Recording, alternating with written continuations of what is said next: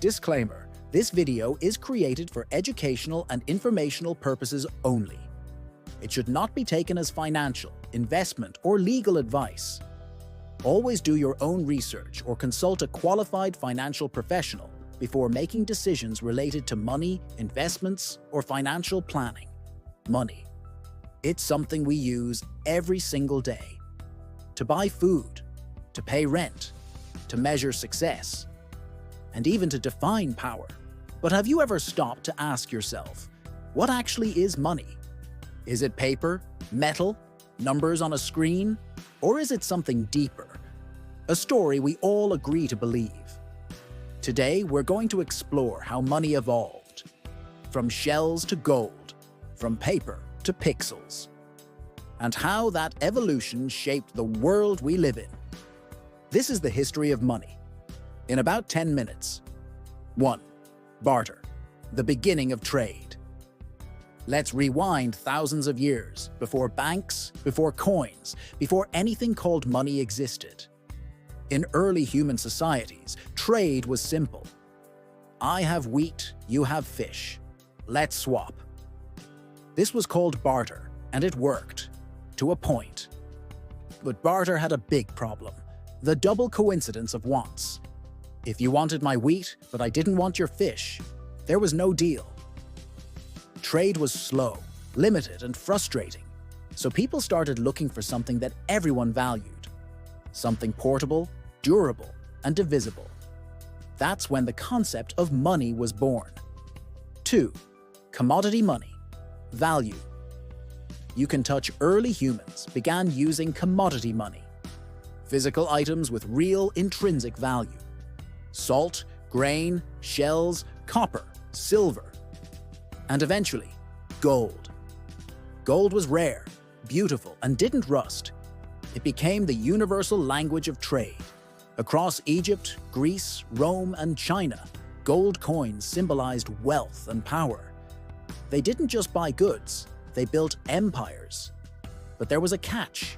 Carrying gold was heavy, risky, and inconvenient. Merchants traveling long distances faced theft and loss. So the next stage of money was born. Trust. 3. Paper money, the birth of banking. Around the 7th century, in China's Tang dynasty, merchants began using paper notes as receipts for gold and silver, held in safe storage. These paper slips became a kind of IOU, backed by something valuable. By the 11th century, the Song dynasty made it official. Government-issued paper money became a national currency. It was lighter, easier to carry, and could travel vast distances without risk. Europe caught on centuries later. Goldsmiths began issuing paper receipts for gold deposits. And soon, those receipts started being traded like money. You didn't need the gold anymore, just the promise of it. That promise was the foundation of modern banking. 4. The age of central banks and the gold standard fast forward to the 17th and 18th centuries.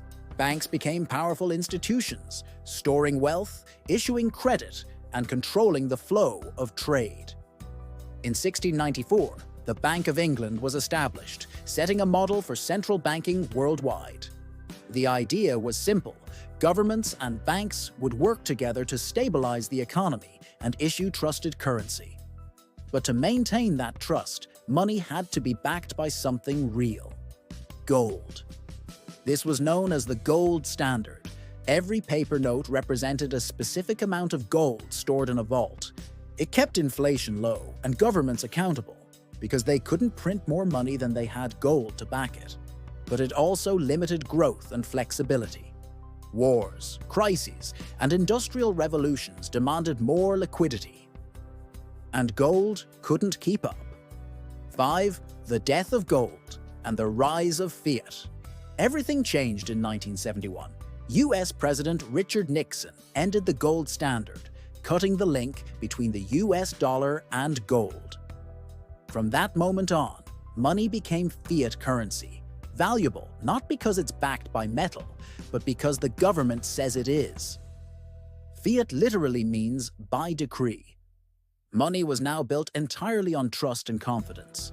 The dollar became the global standard, and central banks gained enormous power, controlling money supply, interest rates, and the global economy itself. Money was no longer physical wealth. It was policy, psychology, and data. 6. Digital money, from paper to pixels. By the late 20th century, money began to dematerialize. Credit cards replaced cash. Online transfers replaced checks. Now, most of the world's money doesn't even exist in physical form. It's just numbers on servers. Think about it. 90% of money today is digital. When you swipe your card or tap your phone, you're moving data, not coins. Money has become faster, borderless, and invisible.